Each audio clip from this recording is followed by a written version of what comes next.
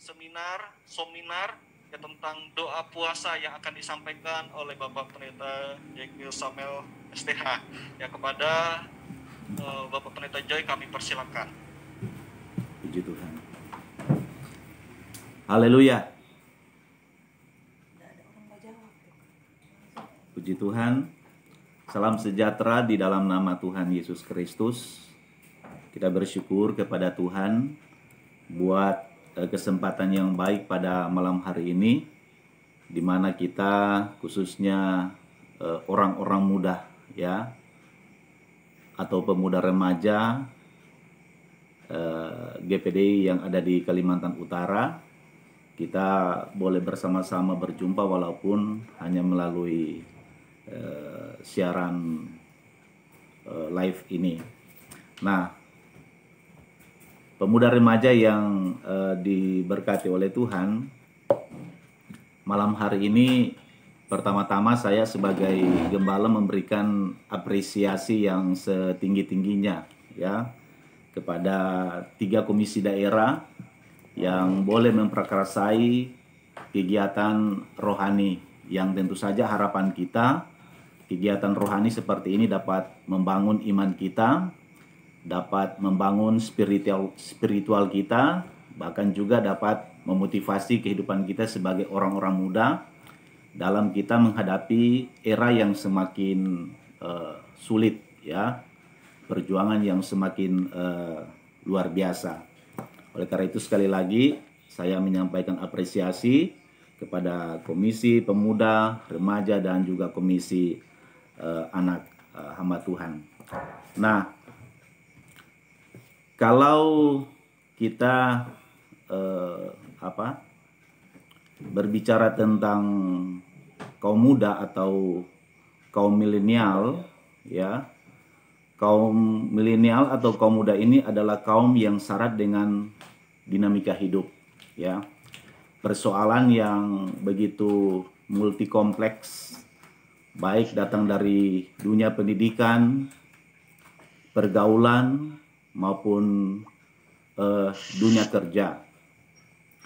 Yang kedua juga dalam pendahuluan ini ya, kalau juga berbicara tentang kaum milenial, itu juga berbicara tentang gagasan ya, atau pemikiran yang baru ya, atau konsep-konsep yang baru. Nah, pemuda remaja kita tentu saja mengetahui bahwa dunia sekarang ini kita sudah masuk ke dunia yang disebut dengan revolusi industri ya, 4.0 atau 4.0, di mana revolusi industri ini disebut juga dengan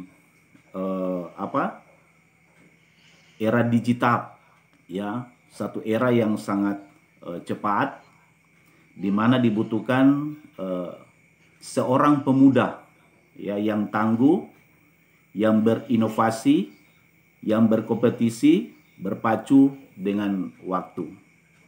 Nah, hal-hal seperti ini, sebagaimana yang saya sampaikan, kalau kita ingin menjadi pemuda yang tangguh, pemuda yang berinovasi, pemuda yang berkompetisi, pemuda yang berpacu dengan waktu, maka tentu saja kita membutuhkan nilai-nilai spiritual, atau kita membutuhkan nilai-nilai rohani, di mana nilai-nilai spiritual ini atau nilai-nilai rohani ini mampu kita gunakan, mampu kita pakai di tengah-tengah, baik dalam pergaulan kita, dalam pendidikan kita, maupun dalam kerja kita.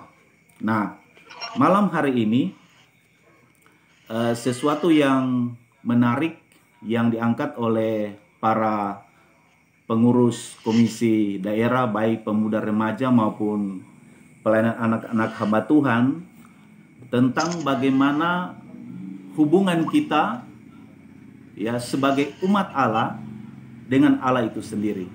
Bagaimana kita harus terkonek ya dengan Allah itu.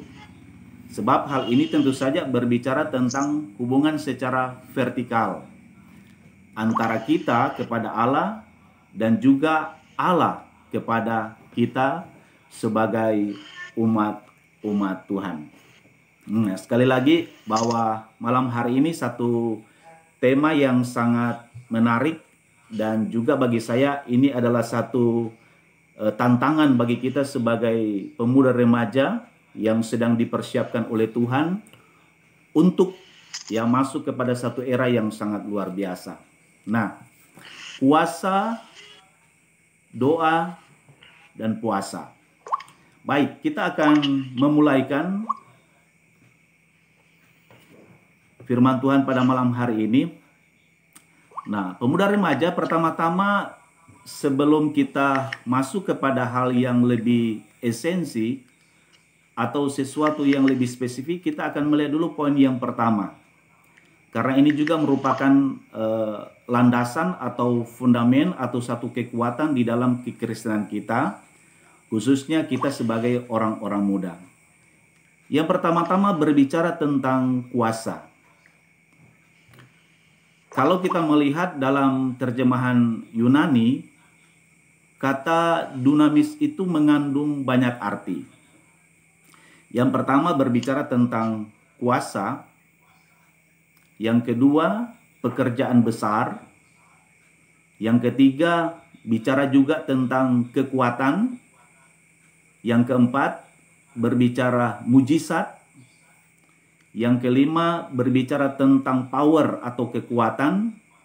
Dan yang keenam, berbicara tentang keberanian. Nah, ini makna atau arti daripada kuasa itu atau dunamis itu. Dalam artian bahwa kita sebagai gereja, khususnya kita sebagai orang-orang muda, sekiranya yang terkandung di dalam kehidupan rohani kita, terkandung di dalam kehidupan spiritual kita, adalah satu kekuatan Allah yang sangat besar, yang sangat luar biasa. Sedikit kita melihat dulu dalam firman Tuhan. Mari kita membuka dulu firman Tuhan. Saya akan bacakan di dalam Kisah Para Rasul pada pasal yang pertama, ayatnya yang ke-8 berbunyi begini. Tetapi kamu akan menerima kuasa kalau Roh Kudus turun ke atas kamu, dan kamu akan menjadi saksiku di Yerusalem dan di seluruh Yudea dan Samaria dan sampai ke ujung bumi. Nah, perhatikan ayat ini mengatakan bahwa tetapi kamu akan menerima kuasa. Jadi landasan pertama Alkitab mengatakan kita akan menerima kuasa. Tadi saya sudah menyampaikan tentang definisi daripada kuasa. Berarti kita akan menerima kekuatan, menerima mujizat, menerima tenaga. Bahkan juga kita memiliki satu keberanian ya yang sangat luar biasa. Alkitab mengatakan kalau Roh Kudus turun ke atas kamu. Jadi pemuda remaja, betapa pentingnya kita sebagai orang-orang muda hidup kita dipenuhkan oleh kuasa Roh Kudusnya Tuhan. Ini tantangan yang pertama. Ya. Sekali lagi, betapa pentingnya kita kaum milenial, ya, atau kita orang-orang muda dipenuhi oleh kuasa Roh Kudus daripada Tuhan. Perlu. Jadi kalau ada anak-anak muda atau orang-orang muda yang belum dipenuhi oleh Roh Kudus, mari kita minta supaya benar-benar kehidupan kita dipenuhkan oleh Roh Kudus. Karena apa? Pekerjaan Roh Kudus lewat kuasa daripada Allah itu sangat luar biasa. Saya jelaskan tadi bahwa di dalamnya ada kekuatan. Di dalamnya ada mujizat. Di dalamnya kita memiliki satu power, satu tenaga, satu kekuatan, bahkan keberanian. Ya. Keberanian untuk kita berjuang. Ya.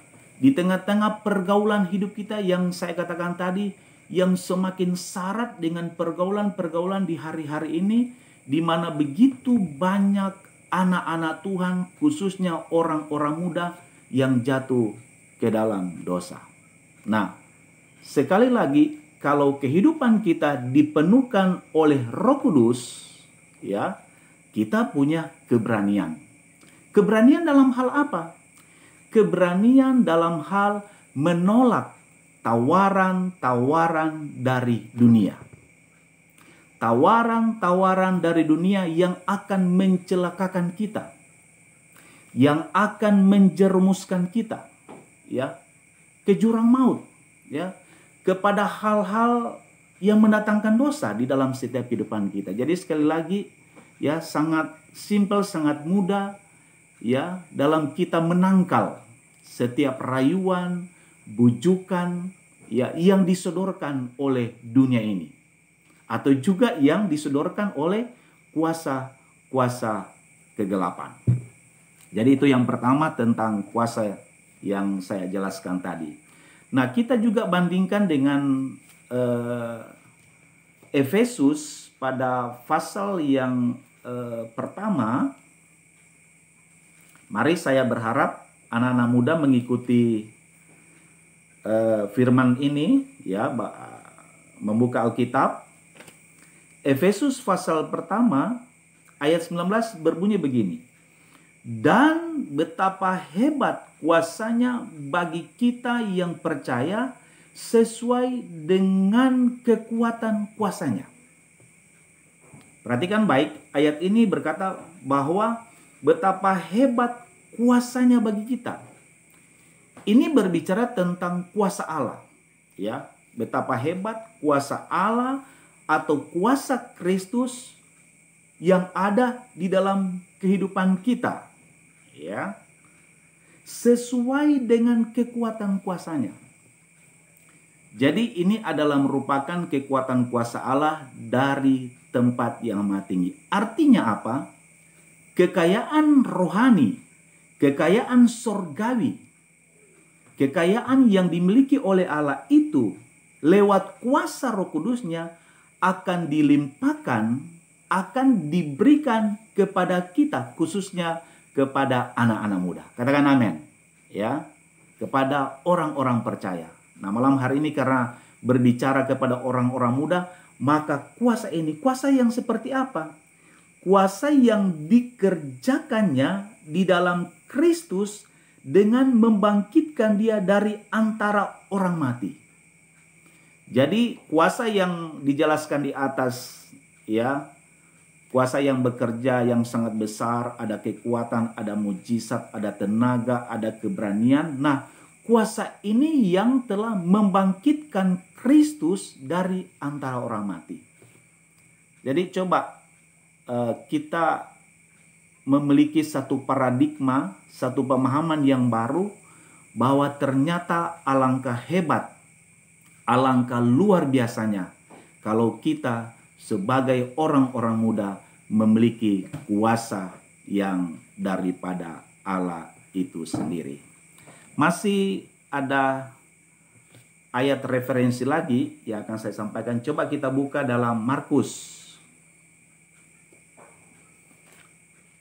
Oke, coba Markus pasal 16. Ayatnya yang ke-16. Markus 16 ayatnya yang ke-16. Siapa yang percaya dan dibaptis akan diselamatkan, tetapi siapa yang tidak percaya akan dihukum. 17. Tanda-tanda ini akan menyertai orang-orang yang percaya. Mereka akan mengusir setan-setan demi namaku. Mereka akan berbicara dalam bahasa-bahasa yang baru bagi mereka. Mereka akan memegang ular. Dan sekalipun mereka minum racun maut, mereka tidak akan mendapat celaka. Mereka akan meletakkan tangannya atas orang sakit dan orang itu akan sembuh. Nah, inilah wujud nyata dari pekerjaan kuasa Allah itu. Sekali lagi, inilah wujud nyata dari pekerjaan kuasa Allah itu. Dijelaskan tadi bahwa kuasa Allah itu memiliki kekuatan, ya, mendatangkan mujizat, Nah, kita melihat mujizat apa yang akan dilakukan oleh orang-orang yang hidupnya sudah dipenuhkan oleh Roh Kudus. Ya. Mujizat apa yang akan dilakukan oleh orang-orang yang hidupnya sudah dipenuhkan oleh Roh Kudus. Oleh karena itu, kembali lagi saya ulangi bahwa betapa pentingnya kita sebagai orang-orang muda, bahwa kehidupan rohani kita, kehidupan spiritual kita dipenuhi oleh kuasa Roh Kudus. Sebab orang yang dipenuhi oleh Roh Kudus, pasti orang itu mampu melakukan perkara-perkara yang besar. Ada tanda-tandanya. Alkitab mengatakan bahwa tanda-tanda ini akan menyertai. Artinya orang yang dipenuhkan oleh Roh Kudus itu terlihat bahwa benar-benar hidupnya memiliki sesuatu yang besar, sesuatu yang luar biasa yang daripada Allah itu sendiri. Mereka akan mengusir setan. Puji Tuhan. Ya, mereka akan mengusir setan. Orang yang hidupnya dipenuhkan oleh Roh Kudus pasti ya dia mampu mengusir setan. Dia mampu menghancurkan kuasa kegelapan. Dengan apa? Dengan kuasa Allah itu. Ya. Dengan kuasa Allah dari tempat yang maha tinggi itu. Apalagi? Ya. Mereka akan memegang ular. Ya. Dan sekalipun mereka minum racun maut, mereka tidak akan mendapatkan celaka. Jadi sekali lagi, betapa hebat ya, betapa luar biasanya, sebagaimana Efesus pasal 1 ayatnya yang ke-19 tadi berkata bahwa betapa hebat kuasa Allah bagi kita yang percaya kepada Allah itu sendiri. Nah, selanjutnya pemuda remaja yang diberkati oleh Tuhan, kita melihat pada poin yang kedua, karena ini ada 3 dasar, 3 fondasi atau 3 elemen kekristenan yang akan kita bahas pada malam hari ini. Kita melihat ya elemen yang kedua berbicara tentang doa. Sebab ini kuasa, doa dan kuasa.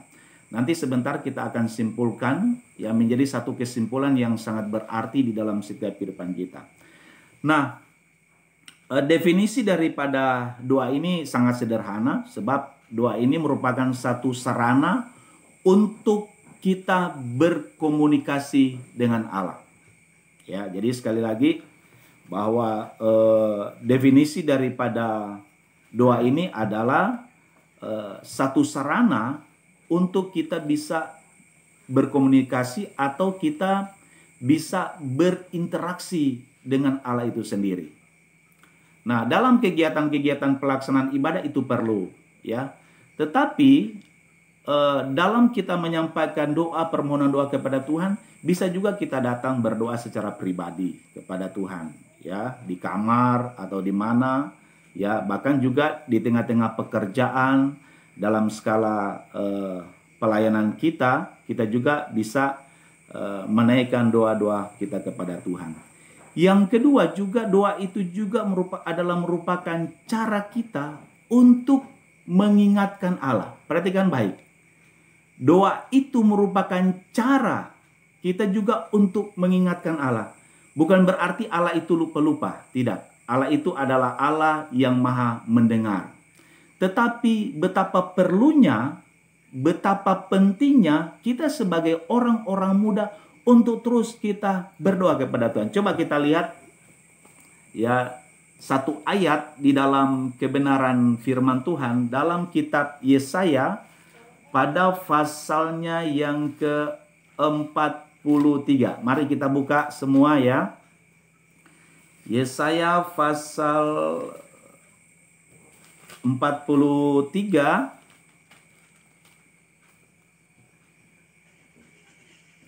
Kita baca ayat 25 dan 26. Akulah dia yang menghapus dosa pemberontakanmu oleh karena aku sendiri. Dan aku tidak mengingat-ingat dosamu. Perhatikan 26. Ingatkanlah aku. Ada. Ya. Ingatkanlah aku, marilah kita berperkara, kemukakanlah segala sesuatu supaya engkau nyata benar.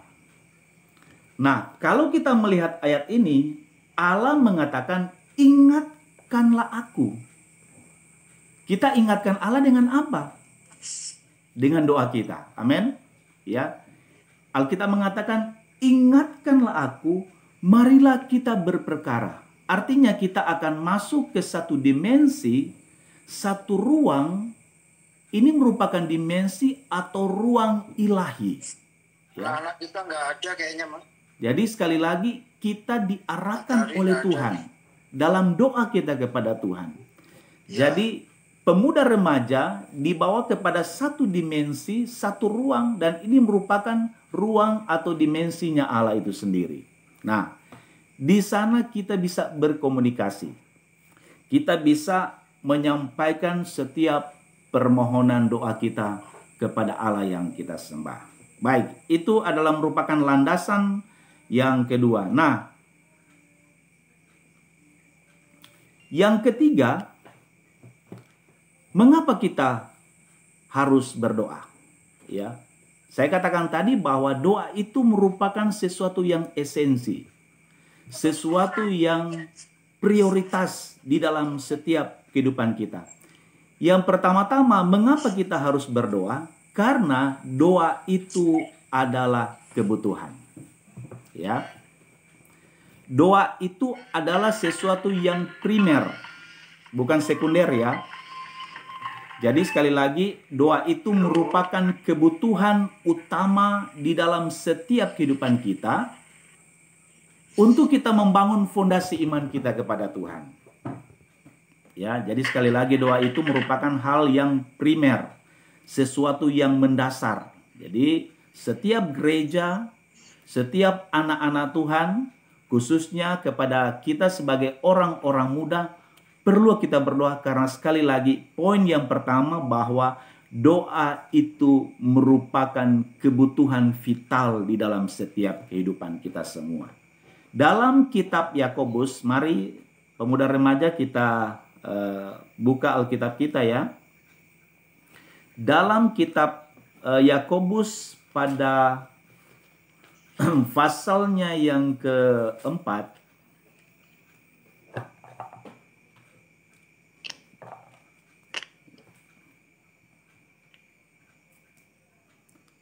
Yakobus pasal 4 ayat 2 begini. Kamu mengingini sesuatu tetapi kamu tidak memperolehnya. Lalu kamu membunuh, kamu iri hati, tetapi kamu tidak mencapai tujuanmu, lalu kamu bertengkar dan kamu berkelahi, kamu tidak memperoleh apa-apa karena kamu tidak berdoa.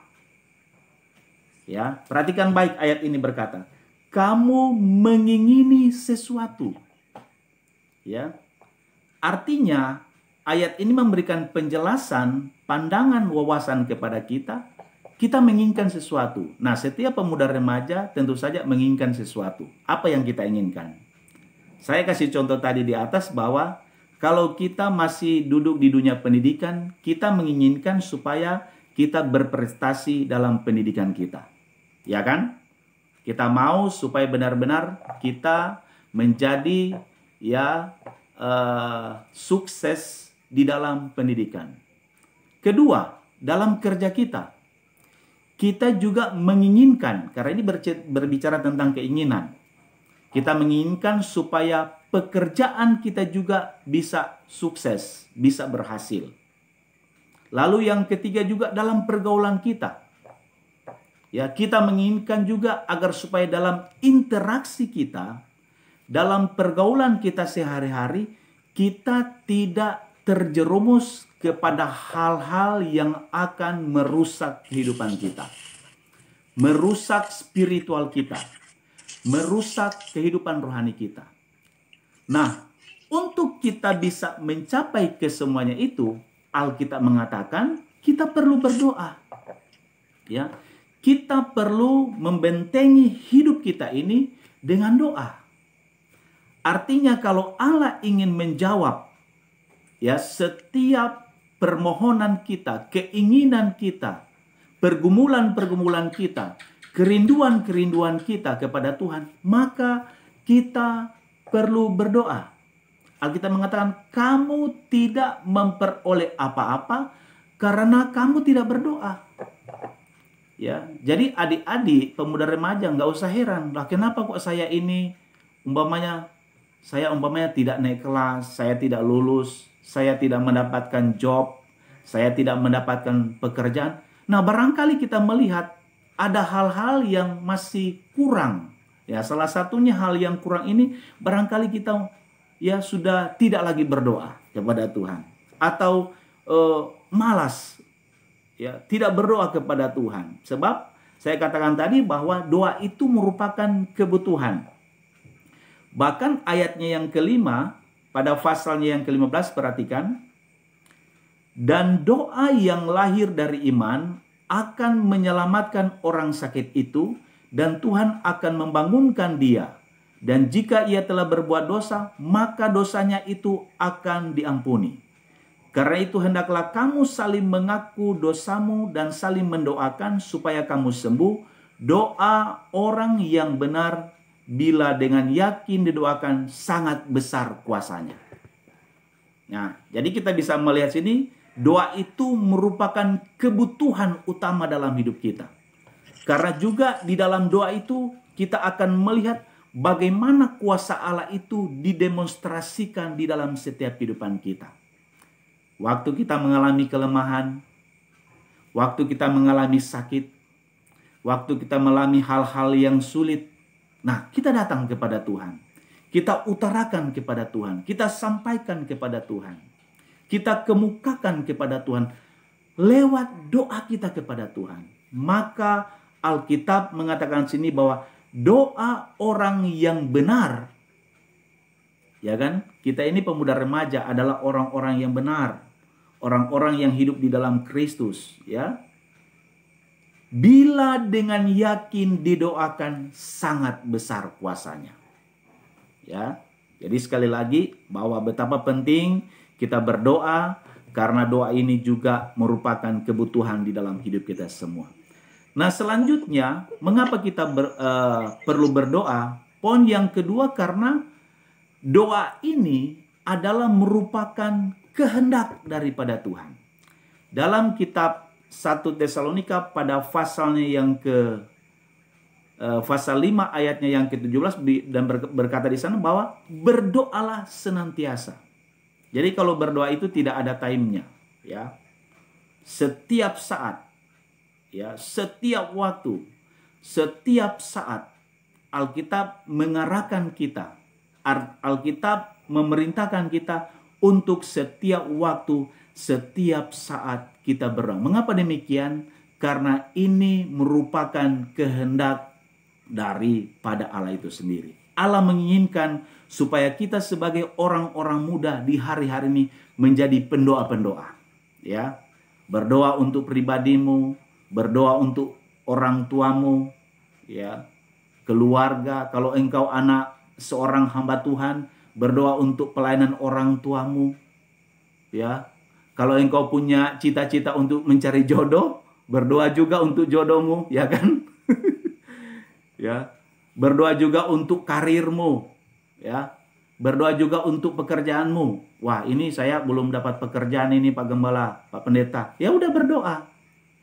Berdoa kepada Tuhan. Kita sampaikan dengan iman kita kepada Tuhan.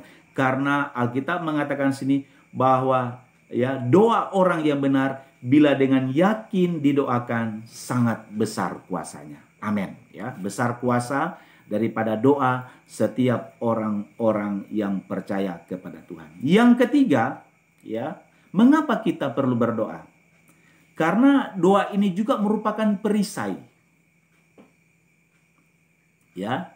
Doa ini merupakan pelindung bagi kita, Allah bagi kita. Jadi doa adalah merupakan perisai atau pelindung Allah bagi kita sebagai orang-orang muda. Dari apa?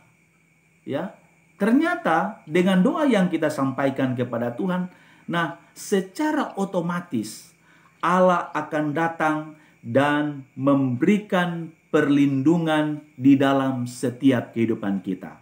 Kita baca beberapa ayat referensi di dalam kitab Efesus. Mari, saya ajak kita semua kita buka kitab Efesus. Dalam kitab Efesus pada pasalnya yang ke-6, ya. Ayat 10 perhatikan. Akhirnya hendaklah kamu kuat di dalam Tuhan, di dalam kekuatan kuasanya. Tadi saya sudah membahas tentang arti atau definisi daripada kuasa. Nah, kita masuk ke poin yang kedua tentang doa. Akhirnya hendaklah kamu kuat di dalam Tuhan, di dalam kekuatan kuasanya. Mulai ayat 11. Kenakanlah seluruh perlengkapan senjata Allah, supaya kamu dapat bertahan melawan tipu muslihat iblis. Ya. Dapat bertahan melawan tipu muslihat iblis. Karena perjuangan kita bukanlah melawan darah dan daging, tetapi melawan pemerintah-pemerintah, melawan penguasa-penguasa, melawan penghulu-penghulu dunia yang gelap ini, melawan roh-roh jahat di udara. Jadi peperangan gereja Tuhan di akhir zaman ini, Alkitab mengatakan bukanlah peperangan ya melawan darah dan daging. Tetapi ini berbicara tentang peperangan spiritual. Nah, Efesus memberikan penjelasan kepada kita anak-anak muda bahwa peperangan kita melawan penguasa-penguasa, melawan penghulu-penghulu, melawan roh-roh jahat. Ini peperangan kita. Inilah merupakan tantangan gereja yang sangat besar di hari-hari ini. Jadi anak-anak muda ya di hari-hari ini sedang menghadapi satu peperangan yang sangat luar biasa. Bukan hanya di tengah-tengah pekerjaan, pendidikan, tetapi ingat ya, kita sedang menghadapi satu peperangan yang sangat luar biasa, peperangan spiritual, melawan kuasa-kuasa kegelapan, kuasa-kuasa jahat. Nah, kita nggak perlu takut. Amin. Kita tidak perlu khawatir, kita tidak perlu takut, dan lain sebagainya. Mengapa demikian? Karena saya sudah jelaskan tadi bahwa kita memiliki kuasa daripada Allah. Oleh sebab itu, anak-anak muda yang baru bergabung, kembali lagi saya ingatkan bahwa betapa pentingnya kita anak-anak muda dipenuhi oleh Roh Kudus. Ya. Ini penekanan. Sekali lagi, betapa pentingnya kehidupan kita dipenuhkan oleh kuasa Roh Kudus. Hari-hari ini kita nggak boleh main-main lagi. Ya, nggak boleh. Harus serius. Nah, saya berharap sebagai hamba Tuhan, saya sampaikan kepada anak muda, di hari-hari ini kita semakin serius. Serius dalam kita beribadah, serius dalam kita berdoa. Ya, serius dalam kita melakukan penata layanan atau pelayanan-pelayanan secara pastoral.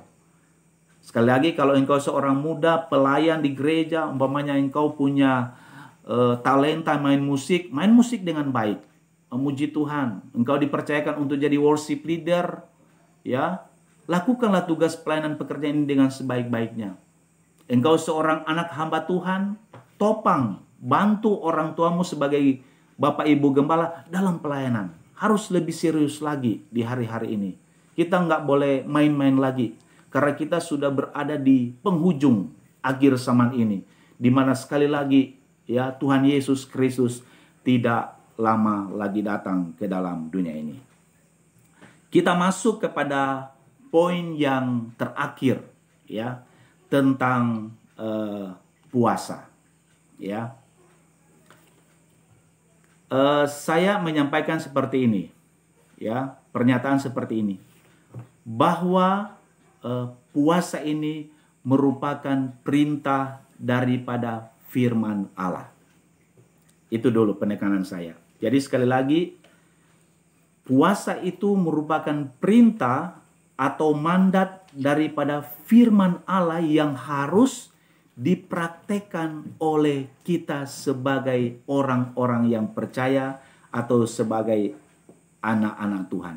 Ya, ada sejumlah literatur ya di dalam Alkitab tentang orang-orang yang mendedikasikan hidupnya kepada Tuhan dengan mereka berpuasa kepada Tuhan. Jadi berpuasa itu merupakan dedikasi. Ya, berpuasa itu merupakan satu bentuk pengabdian ya dari orang percaya kepada Allah yang kita percayai atau kepada Tuhan.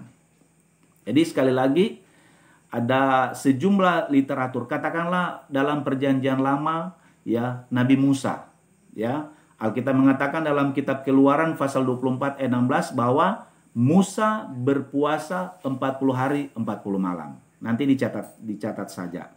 Lalu juga di dalam 2 Samuel pasal 12 ayatnya yang ke-16. Ya, Raja Daud juga demikian. Dia juga berpuasa.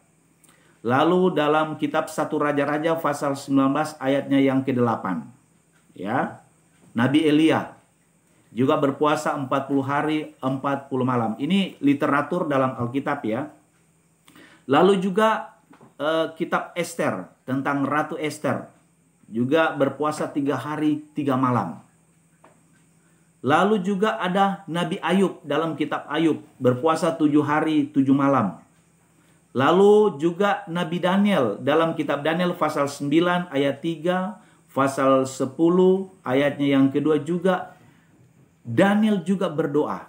Nah, selanjutnya juga Yunus atau Nabi Yunus ya dalam pasal 3 ayatnya yang ke-7 juga berpuasa.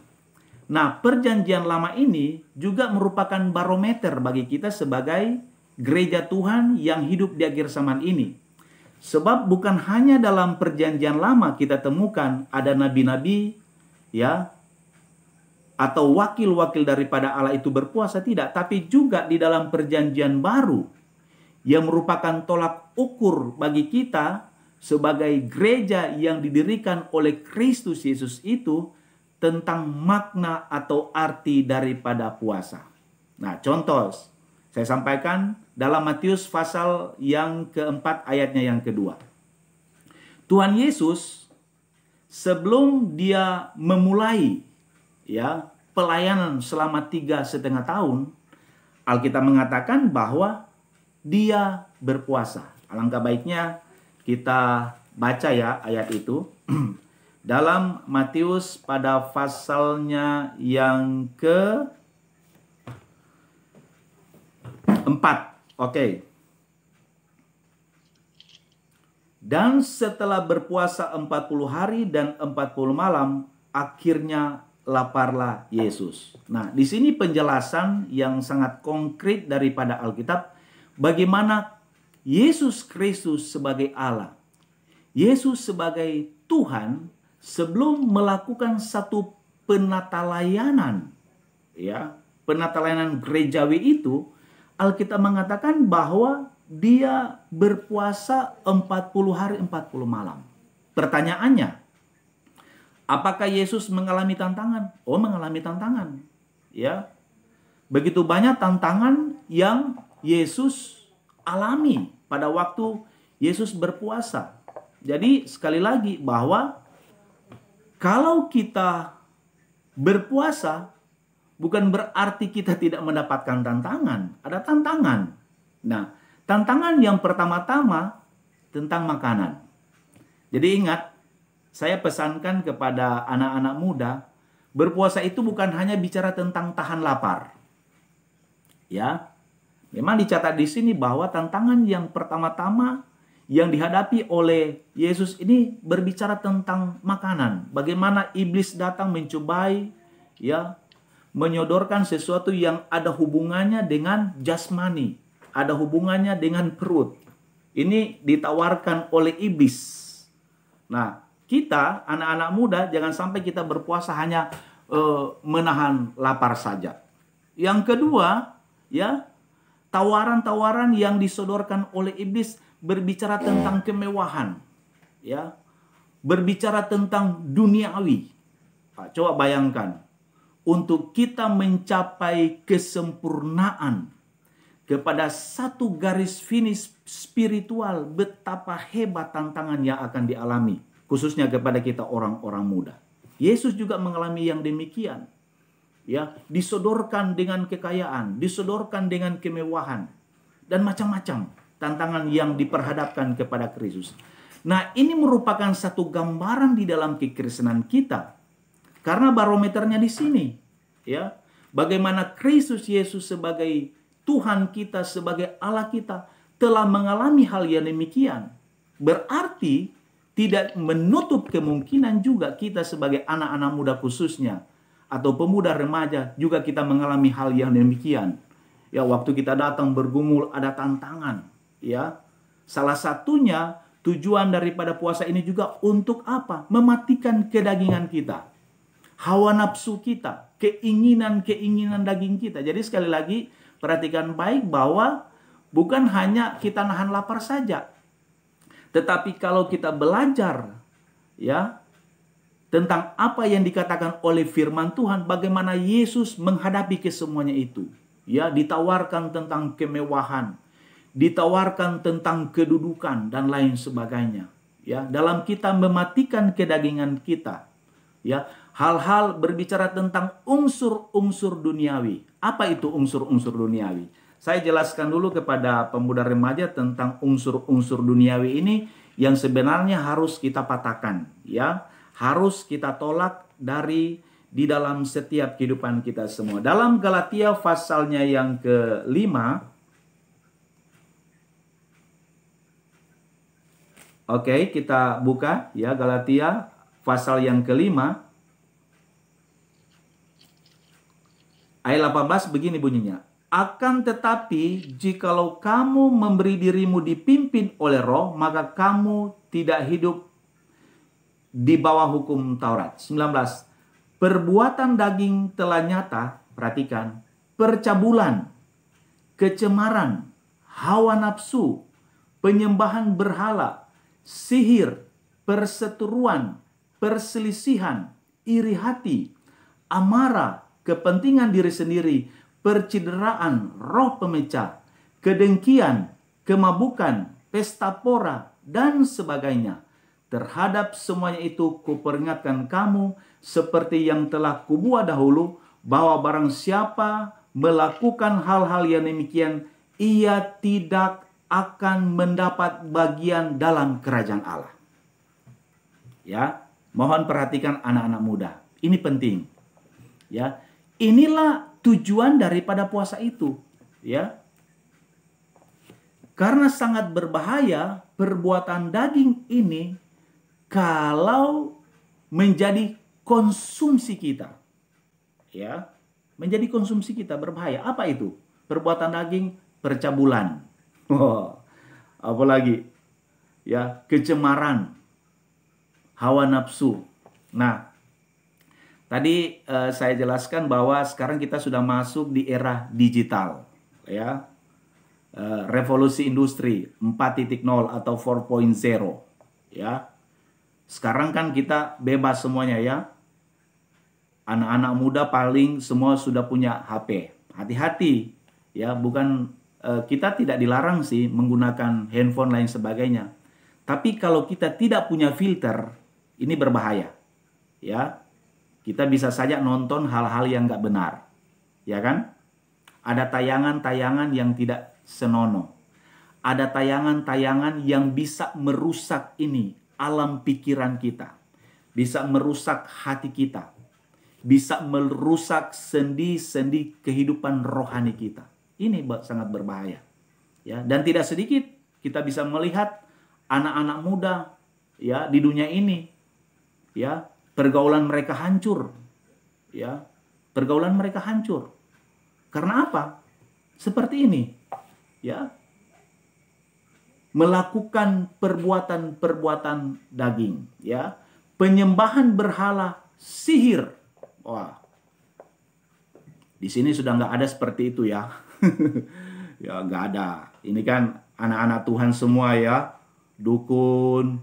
Wah, ada yang ke dukun, lain sebagainya. Wah, kalau sakit datang sama gembala sajalah. Datang sama ibu gembala. Pak Gembala, Bu Gembala, ini doakan saya. Nggak usahlah ke dukun. Nah, ini praktek-praktek perdukunan ini masih ada. Ya, saya pernah menyampaikan kepada jemaat bahwa sebenarnya ini sudah tidak relevan lagi. Hal-hal seperti ini tidak relevan lagi. Ya, Kalau kita sekali percaya kepada Yesus, kita percaya kepada Yesus. Ya, jangan kita pergi ke yang lain. Itu berarti kita sudah mendua hati. Apalagi ini perselisihan. Nah ini perhatikan baik. Ada perselisihan. Perselisihan ini terkadang terjadi juga dalam lingkup keluarga. Kakak beradik berselisih, ya marah-marahan. Tapi saya rasa juga di 3 KD ini semuanya pada baik, ya, semuanya rukun dan lain sebagainya. Karena apa? Ini berbahaya, ya, ada perselisihan, ya, ada iri hati, apalagi ada amarah. Wah, marah sama orang tua, marah sama adik, marah, bahkan juga ada juga marah sama hamba Tuhan, marah sama pendeta dan lain sebagainya. Nah, ini nggak boleh karena ini adalah perbuatan daging. Ada juga kepentingan diri sendiri. Ada juga percederaan, ada juga roh pemecah belah.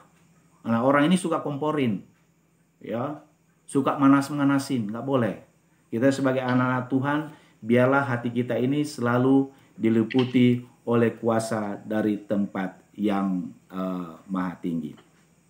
Nah, jadi sekali lagi itulah merupakan literatur yang dicatat oleh Alkitab, dan hal ini merupakan barometer di dalam setiap kehidupan kita semua. Selanjutnya, apa tujuan kita berpuasa?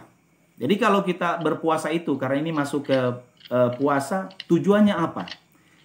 Dicatat saja lah ya. Tujuan yang pertama, untuk mempersiapkan diri kita masuk dalam pelayanan. Nah, ini karena ini berbicara kepada komisi daerah, anak-anak muda yang tentu saja disiapkan oleh Tuhan untuk melakukan satu pelayanan. Ya, jadi kita berpuasa ini mempersiapkan diri untuk satu pelayanan yang sangat besar. Tadi sudah dijelaskan dalam Matius pasal 4 ayat 1 sampai pada ayatnya yang ke-17. Bagaimana Yesus Kristus sebelum dia memulaikan karya daripada Bapa di surga, yaitu satu pelayanan, Alkitab mengatakan dia mempersiapkan diri. Mempersiapkan diri dengan apa? Dengan berpuasa. Jadi contoh kalau kita melayani, ya, kalau di tempat kami, ya, di KTT ini, ya, ada puasa-puasa. Seperti contoh hari Jumat, mau melayani hari Minggu, ya, berpuasa seperti itu. Anda sebagai pelayan-pelayan juga, apakah dipercayakan untuk main musik, ya, singer, worship leader, dan lain sebagainya, berbicara tentang pelayan-pelayan di gereja. Nah, perlu kita mempersiapkan diri dengan sebaik-baiknya, ya, perlu itu dengan kita berpuasa kepada Tuhan. Yang kedua, tujuan daripada kita berpuasa ini, yang kedua, memohon hikmat, ya, memohon hikmat yang daripada Tuhan, atau memohon kebijaksanaan yang daripada Allah. Jadi ini tujuan utama yang sangat terpenting di dalam setiap kehidupan kita untuk kita berpuasa. Supaya apa? Supaya Allah menghikmati kita, menganugerahkan hikmat, akal budi, kebijaksanaan, sehingga kita dapat dimampukan oleh Tuhan. Contoh, kalau Anda sebagai seorang pekerja, ya, ini perlu berpuasa. Tujuan berpuasa itu tadi, ya, supaya kita dikasih hikmat oleh Tuhan dalam kita memanage segala sesuatu, dalam kita memanajemen segala sesuatu. Ini perlu, ya, kita mempersiapkan hidup kita untuk kita berpuasa. Yang ketiga adalah, ya, tujuan daripada berpuasa ini adalah untuk merendahkan diri. Ya, itu juga dicatat dalam kitab Nehemia pada pasal 1 ayat 1 sampai pada ayatnya yang keempat. Kita benar-benar merendahkan diri di hadapan daripada Tuhan.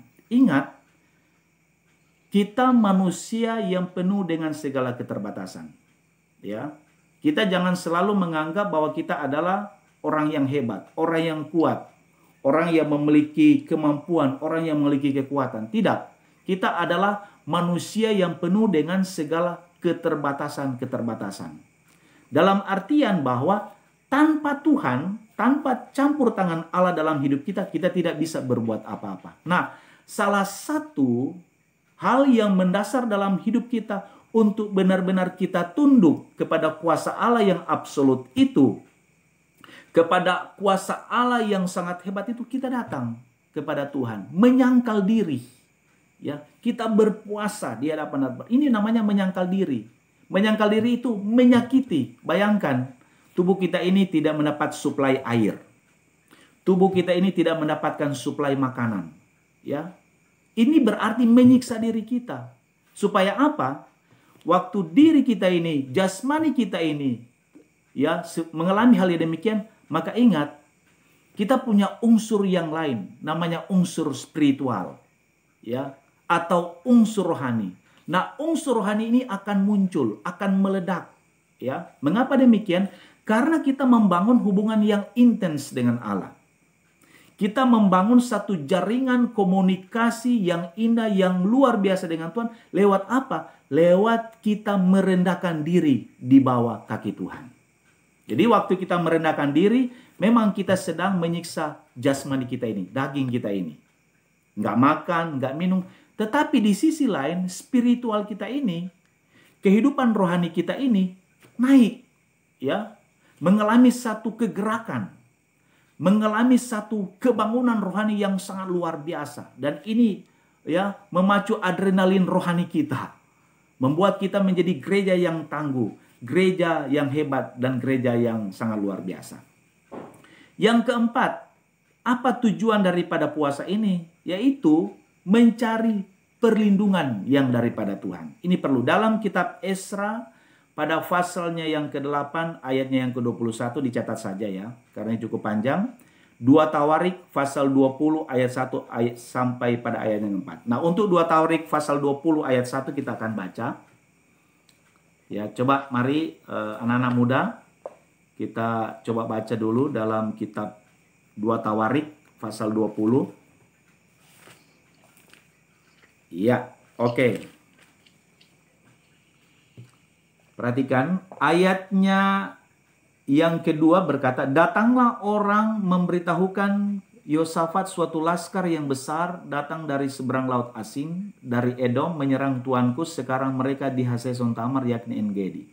Yosafat menjadi takut, lalu mengambil keputusan untuk mencari Tuhan. Ia menyerukan kepada seluruh Yehuda supaya berpuasa. Nah, jadi berpuasa itu merupakan perisai, ya, merupakan satu bentuk perlindungan Allah bagi umat-umat Tuhan. Nah, ini satu contoh yang sangat konkret yang dapat kita pelajari dari kisah Raja Yosafat.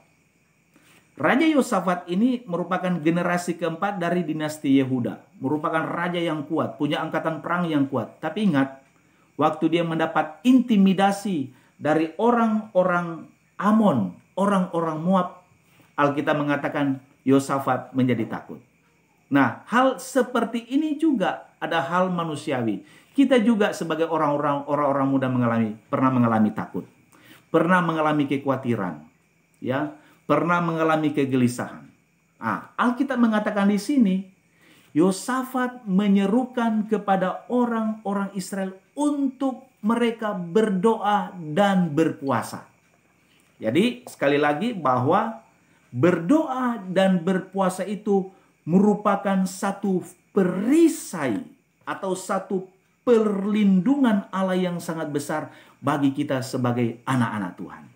Jadi perlu ya kita berpuasa di hadapan daripada Tuhan. Karena sekali lagi ini merupakan satu perisai, ya, satu tameng yang sangat luar biasa. Sehingga apa? Alkitab mengatakan Yosafat dan Yerusalem atau Yehuda, mereka terluput, terhindar daripada serangan musuh. Gereja Tuhan, anak-anak muda yang senang berpuasa, ya, maka kita juga akan mengalami perlindungan yang daripada Allah itu sendiri. Masih ada 2 poin. Selanjutnya, tujuan daripada puasa itu, ya, mendorong Roh Kudus. Jadi mendorong Roh Kudus untuk menyingkapkan kebenaran-kebenaran Allah di dalam setiap kehidupan kita. Jadi waktu kita berpuasa, kita sedang ya menarik hadirat Allah. Ya, bayangkan ini kekuatan puasa. Kita sedang menarik hadirat Allah. bahkan hadirat Allah itu berbicara tentang Roh Kudus itu terdorong untuk datang kepada kita. Tujuannya apa? Roh Kudus itu, ya kita sudah tahu, kalau hamba-hamba Tuhan di sini tahu tuh arti parakletos, ya. Parakletos itu adalah pendamping, ya. Dia adalah pengacara, dia adalah pembela. Nah, itu dia. Jadi Roh Kudus itu terdorong untuk datang membela kita. Roh Kudus itu terdorong untuk datang mendampingi kita. Dalam apa? Dalam kelemahan kita, dalam kekurangan kita, ya, dalam kesulitan-kesulitan kita. Lewat puasa kita kepada Tuhan, maka Roh Kudus dengan sendirinya datang kepada kita. Dia mendampingi kita. Dia menjadi pengacara bagi kita, ya. Dia menjadi pembela dalam hidup kita, membela engkau, memotivasi engkau, menguatkan engkau, ya, dan lain sebagainya. Dan yang terakhir, ya, puasa juga dapat mengubah kehidupan rohani kita supaya lebih baik lagi. Jadi kalau kita berpuasa juga ada perubahan-perubahan yang signifikan, ya, terjadi di dalam kehidupan rohani kita. Dulunya kita malas beribadah, ya. Dulunya kita malas berdoa, dulunya malas kita melakukan hal-hal yang lain. Nah, waktu kita datang merendahkan diri di hadapan Tuhan, kita berdoa, maka ini merupakan satu wadah, satu sarana yang sangat luar biasa untuk menspirit kita, ya, untuk mendorong kita supaya apa? Kita semakin hari semakin berpacu di dalam Tuhan. Dan yang terakhir, puasa adalah sarana kita untuk membuka belenggu-belenggu kelaliman. Haleluya, ya. Puasa ini merupakan sekali lagi sarana untuk membuka belenggu-belenggu kelaliman. Nah, malam hari ini, ya, saya percaya kita semua anak-anak Tuhan, pemuda remaja yang diberkati oleh Tuhan, kiranya penjelasan-penjelasan yang bisa saya kemukakan, bisa saya sampaikan, ini akan menjadi sari-sari yang sangat terpenting di dalam setiap kehidupan rohani kita, untuk terus kita dimotivasi oleh firman Tuhan. Jadi sekali lagi, kalau berpuasa itu bukan hanya kita sekedar menahan lapar, menahan haus, tetapi ingat, ada sesuatu yang terpenting yang akan kita temukan, yang akan kita capai, yang akan kita raih pada waktu kita datang merendahkan diri di hadapan daripada Tuhan. Kita berdoa. Terima kasih Tuhan, firman-Mu telah hamba sampaikan. Masih jauh daripada segala kesempurnaan, tetapi Engkau Allah kami yang sempurna, Engkau yang menyempurnakan firman-Mu. Dan berkatilah setiap orang-orang muda-Mu, pemuda remaja, anak-anak hamba-hamba Tuhan yang ada di Kalimantan Utara. Biarlah kehidupan rohani mereka semakin hari semakin luar biasa. Ada kebangunan spiritual yang terjadi di dalam setiap kehidupan rohani mereka. Menjadi anak-anak Tuhan yang tangguh, menjadi pemuda yang luar biasa, penopang gereja Tuhan di akhir zaman ini. Terima kasih Tuhan, berkatilah hamba yang sudah menyampaikan firman-Mu, kembalikanlah urapan yang baru dalam hidup daripada hamba. Kami mengucap syukur dan berdoa di dalam nama Tuhan Yesus Kristus. Haleluya. Amin. Saya kembalikan kepada host. Haleluya, puji nama Tuhan. Seberapa banyak kita yang diberkati dengan kebenaran firman Tuhan pada malam hari ini, bisa lambaikan tangannya.